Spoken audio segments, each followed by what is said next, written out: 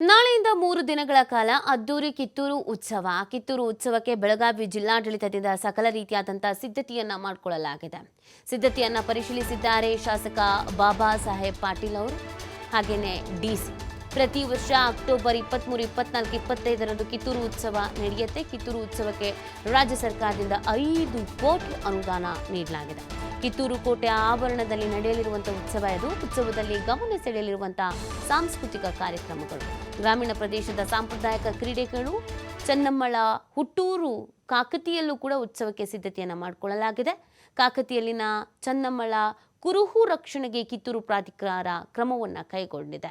ಹಾಳಾಗಿ ಹೋಗಿರುವಂಥ ಕಾಕತಿ ಕೋಟೆ ಜಮೀನು ಸ್ವಾಧೀನಕ್ಕೆ ಇದೀಗ ನಿರ್ಧಾರವನ್ನು ಮಾಡಲಾಗಿದೆ. ಪ್ರತಿ ವರ್ಷವೂ ಕೂಡ ನಡೆಯುತ್ತೆ 3 ದಿನಗಳ ಕಾಲ ಅದ್ದೂರಿಯಾಗಿ ಕಿತ್ತೂರು ಉತ್ಸವ.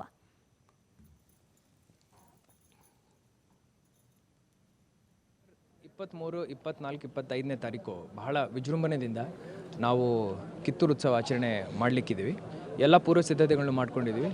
ಉಪಸಮಿತಿಗಳ ರಚನೆ ಹಿಂದಿನ ತಿಂಗಳೇ ಮಾಡಿಕೊಂಡು ಸಮಿತಿಗಳಲ್ಲಿ ಸಾಕಷ್ಟು ಚರ್ಚೆಗಳನ್ನು ಮಾಡಿ ನಿರ್ಧಾರಗಳನ್ನು ತಗೊಂಡು ಇವತ್ತು ಈ ದಿವಸ ತಾವು ನೋಡ್ಬೋದು, ವಾಟರ್ ಪ್ರೂಫ್ಡ್ ಒಂದು ಪೆಂಡಾಲ್ ಹಾಕಿ ದೊಡ್ಡ ಮಟ್ಟದ ಒಂದು ಬೃಹತ್ ಆಕಾರದ ಸ್ಟೇಜನ್ನು ನಾವು ಕಿತ್ತೂರು ಕೋಟೆ ಒಳಗಡೆನೆ ನಾವು ನಿರ್ಮಾಣ ಮಾಡ್ತಾಯಿದ್ವಿ.